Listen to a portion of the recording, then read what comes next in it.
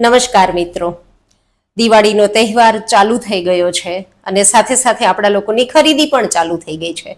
હું જાણું છું કે આજકાલનો જમાનો મોલની અંદર શોપિંગ કરવાનો અને ઓનલાઈન શોપિંગ કરવાનો વધી ગયો છે, પરંતુ જે લોકલ માણસો જે ફૂટપાથ ઉપર બેસીને પોતાની પ્રોડક્ટ વેચી રહ્યા છે, તો દરેક આમ જનતાને મારી દિલથી વિનંતી છે કે આપણે લોકો ભલે બ્રાન્ડેડ કપડાં પહેરતા હોય, બ્રાન્ડેડ ખરીદી કરતા હોય, ઓનલાઈન ખરીદી કરતા હોય, મોલમાંથી ખરીદી કરતા હોય, પરંતુ ફૂટપાથ પર બેઠેલા લોકો છે પોતાના કોડિયા વગેરે કાંઈ સેલ કરી રહ્યા છે, વેચાણ કરી રહ્યા છે, તો આપણે 2-5 હજાર રૂપિયાની ખરીદીથી એ લોકોની દિવાળીની કાયા પલટ થઈ શકે છે.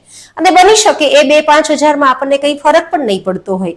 હું અહીંયા કોઈને દાન કરવા માટેનો આગ્રહ બિલકુલ નથી કરતી. હું અહીંયા કોઈને દયા ખાવાનો પણ આગ્રહ નથી કરતી.